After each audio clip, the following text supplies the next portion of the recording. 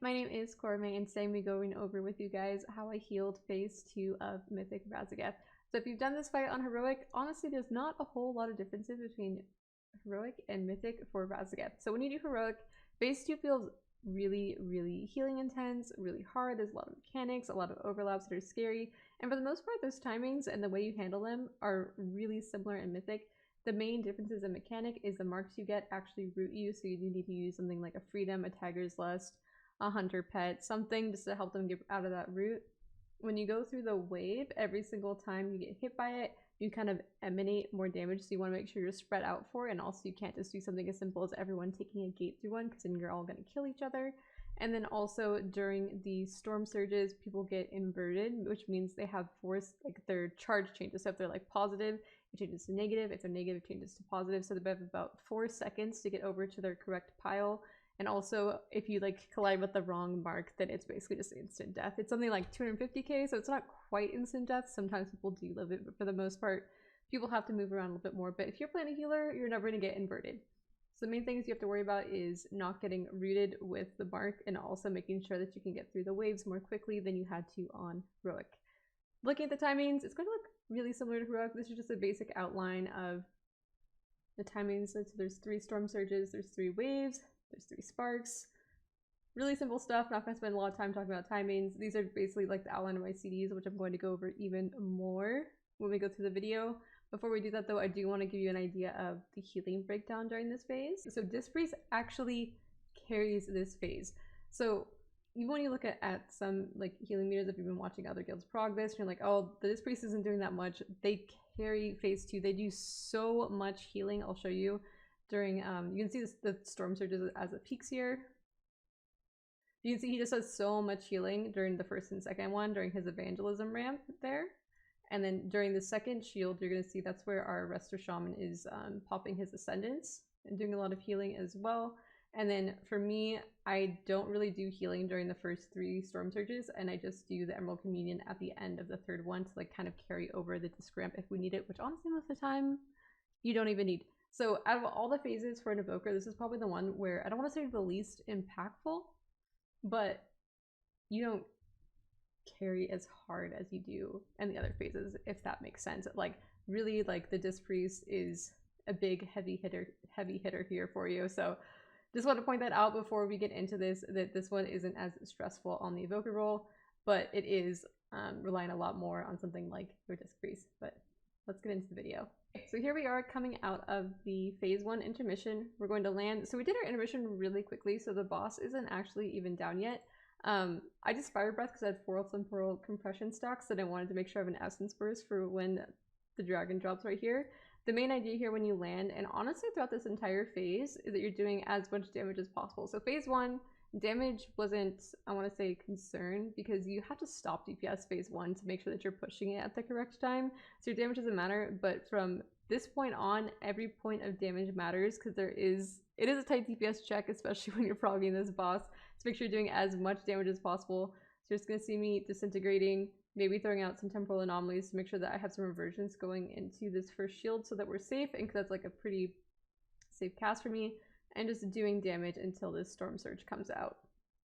Once the storm surge comes out, everyone, like each guild is going to do it a bit differently, but what our guild does is we do all the negatives underneath and the blues or the positives on the outside. Sometimes that means there's 2 piles, sometimes there's 1 pile, sometimes there's 3 piles. The main idea here is the emphasis isn't on having people stack up to get as much healing. It's having people stop moving as soon as possible, do as much damage as possible to break the shield as soon as possible. And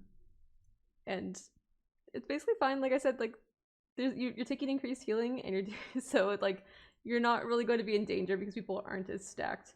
At least not on this one, and at least most likely not for your comp. I'll talk about that on the second shield, how that sometimes didn't work for us with the Resto Shaman, but for most comps that works fine. So you see we have 2 blue shields. As soon as we get in here, I actually use a stasis right here. So this stasis honestly is not that great. I only did it for consistency and because I need to put it on CD because I need it at a certain time later, and if I wait until any later than this point in time to press it, then I'm not going to get it. But honestly, it's not super impactful. I do a little bit of healing here. There's temporal anomaly, and then I just start disintegrating the boss here. put out a reversion just to make sure everyone's healthy towards the end. And right now I'm mostly just going to be DPSing, maybe putting out some temporal anomalies so I can get some reversions out, and then getting ready for the wave that's about to happen here. So when this wave is about to happen, I'm going to use Deep Breath to get past it.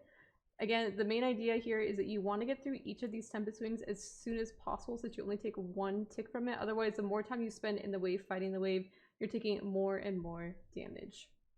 So anything you can use like this to get past it is going to be worth it. You can also just hover through it, but this means you'll take only one tick instead of two if you do it this way. So as soon as we get down, I put out a reversion, and then I'm going to activate my stasis. Again, like the reason I said the stasis is low impact is because there's not a lot of healing to be done here. So it's like a nice little bit of safety because it helps me top everyone before the charges come out. The charges are coming out in 2 seconds, and that's where everybody needs to spread out. The people that get the charges do take a lot of damage. We usually use externals here on them the same way that we did in phase 1. So right now we're all spread out, getting ready for charges. The charges go out. I'm going to hover away immediately. We're going to get a Tiger's Lust and a Freedom on the ones that need it. So in this case, it went on a Devastation Evoker, the Druid who is going to shift it, and then also the Rogue. So we get out. I get over here, I'm putting out a Temporal Anomaly, and I'm getting ready for the sparks that are coming up. So I'm getting out some Echoes, and I'm going to reversion those, and then I'm going to rewind those, and then I'm going to Spirit Bloom or Dream Breath here. I choose a Dream Breath, it just depends. And then I'm getting in position to rescue our Disc Priest here, and I also activated, what's this ability called? Time Spiral for this one. So I activated Time Spiral before the Tempest Wing. I go over here, so the Disc Priest is usually standing always in the same spot, so I go over to wherever he is, and I'm going to rescue us through here. And then we're going to stand in the middle.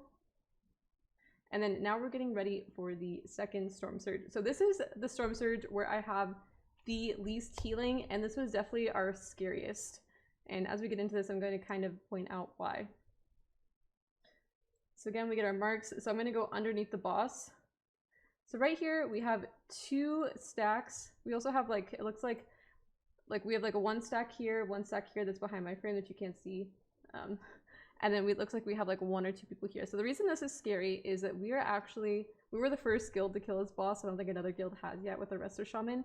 But for the shield, we had to rely on Ascendance. So Ascendance relies on stacked healing. However, I only use a Dream Breath, and I basically just put out Echoes and Reversions during this because after this, so showing it again, so we have this Storm Surge here. So this is when it starts, this is about when it stops, and then right after that we have Fast Sparks into Wave. So I'm trying to save my Spirit Bloom and my like heavier healing and just putting out reversions to get ready for this, because for the most part I found this was where we kept having problems wiping. So how consistent this Storm Surge was had a lot to do with how stacked we are, and just some like RNG on like certain players being in certain spots to make sure they were getting Ascendance healing. So this is definitely like a scary spot where like early on I was healing a lot, and then I stopped healing so I could do this, and it seemed pretty safe. But then like every few pulls we just like randomly lose someone during the Storm Surge because of the Ascendance healing, which was like really unfortunate, but we got through it, we dealt with it, we worked with it, and I started just doing more healing instead of DPSing during that. But my healing isn't very strong, so yeah, just gonna go back to the video now. So I'm gonna put out 1 Dream Breath, and I'm going to be saving like my Spirit Bloom and the rest of my healing as much as I can. And you can see we get through that one fine. Nobody dies, nobody gets low. Looks like we got some good like, it's like a little bit of like RNG on having people stacked and having the people who are squishy kind of stacked together so they're getting all Ascendance healing. Anyways, so we're getting ready for the sparks that are about to come out here. So I always monopot here, and I'm putting out Temporal Anomalies. It's really helpful in this fight to get a wall with timers to give you reminders, just because this is a 14-minute fight. So I put like most of my CDs in a wall just to remind myself like when to press certain things, and that's what you're seeing pop up is a wall that I made to do that for myself. So I'm putting out monopot, and so we're getting ready for these sparks, and as you can see, so the sparks haven't come out yet. I'll back it up a second. So the sparks haven't come out yet, but I just Verdant Embrace. So the reason I'm doing this is because I want to full channel a Spirit Bloom before the wave comes and have time to spread out a little bit before that wave comes out. So you're probably wondering, okay, well, you have Tip the Scales available. Why aren't you pressing Tip the Scales? It's because I need it for the next overlap of sparks that happens towards the end, right before the storm surge. I need to keep my tip to scales there because I don't have time to do what I'm doing right here. So I always verdant embrace, which means everybody's like a little bit topped going into the sparks. And then I start immediately channeling my spirit bloom. As you can see, it's already halfway channeled before it goes off. That goes off. It just barely gets a tick inside like everybody that has the lifeline, which isn't a big deal. I don't have that many lifelines out right now because during the storm shield, I was using all my echoes to reversion. And then right now we're getting the Tempest Wing right after. So that's why I want to make sure that I'm pre-doing that and getting this Spirit Bloom off, is because I need everybody healthy enough to live this Tempest Wing. And so I kind of spread out. I'm still kind of close to some people here. It's never perfect because I'm so close to the boss and there's not like, there's a mage behind me. I can't tell who's behind me here, but there's like the the shaman and stuff like that. So I don't have a lot of time to move. It's a little frustrating. And then I move in. And then I'm going to put out a Dream Breath. And I'm maybe going to put out a couple reversions here. But what I need to do right now is I'm spreading out because we're about to get charges. And then right after those charges go out, I need to start setting up my stasis right away. It's like a really tight timing. So I get out. I press stasis and I press temporal anomaly, and I'm going to triple temporal anomaly, and this is me setting up for the third storm surge for my Emerald Communion ramp. So this is the best time for me to set it up. So I do one temporal anomaly and then I staff here, because you basically just want to find you like by the time you get here, temporal anomaly is gonna be different, so you're not gonna have to deal with this. But basically, whenever I had these temporal anomaly stasises, I'm always usually doing it around a dream flight, which is what I'm about to do, and then I try and fit in things like that, like my staff, or just like DPSing with like disintegrate or something, because you can't press anything else during it. Okay, so I said my first stasis, temporal anomaly, about to cast my second. I'm going to get it off, and then I'm going to dream flight. So this is really scary. I get really low when I watch this back. I was like, oh my goodness, I should have health potted, because what happened here is I got the electric lash.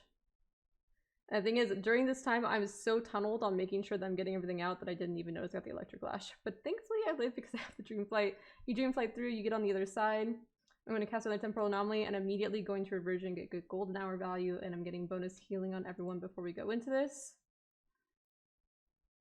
So there's my reversion. And then I'm going to put another temporal anomaly, and then after this temporal anomaly, this is where I'm going to verdant embrace, and I'm going to tip the scales a spirit bloom here. I'm going to dream breath, and then I'm going to be getting in position, and by position I mean scooting out just a tiny bit. And this is like a really scary one for me because I don't have time to like move out. As you can see, we have a lot of blues on the inside here, and all these guys need to get on the outside, and then these reds need to get in the inside. So that's a big part of the prog, is just figuring out like your traffic rules. But like, this is not an ideal setup. However, we're going to make it work. All the blues are going to go into the middle.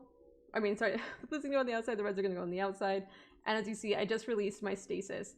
So as soon as I see where everybody is converging, I need to release my stasis really quickly and point it towards them so that my temporal anomalies can hopefully make it to there.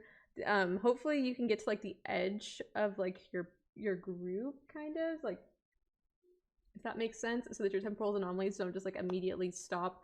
But it's never perfect. Honestly, my Emerald Communion here, if it hits 10 people, I'm happy. Like, for the most part, like sometimes it's not even needed. Like the Disc Priest does so much healing. It's just kind of there as like a safety net, especially towards the end of this surge, because this shield is usually gonna be the one that lasts the longest for you, just in case we need it. But it was like, there was several times where we would push before it even happened. So I usually verdant embrace right when it comes up. So like my last global is when it first came up. So I'm going to verdant embrace now. You always just verdant embrace yourself. You can, if you have a mouse over macro, you can do it on someone near you, but I always just do it on myself just to be safe. Because sometimes people get inversion and they will like leap out just for safety. I'd always do it on yourself and just sacrifice that one life bind to not cause a wipe. And then I'm going to press Emerald Communion. Gonna come out of this. Cast a disintegrate because it's still not quite immune, and then we're going to go into the intermission. And that is basically everything I have to tell you about the phase 2 healing. Let me know if you have any questions down in the comments, or you can always sub on my stream, and I'm happy to answer any questions there, and I hope you found this helpful.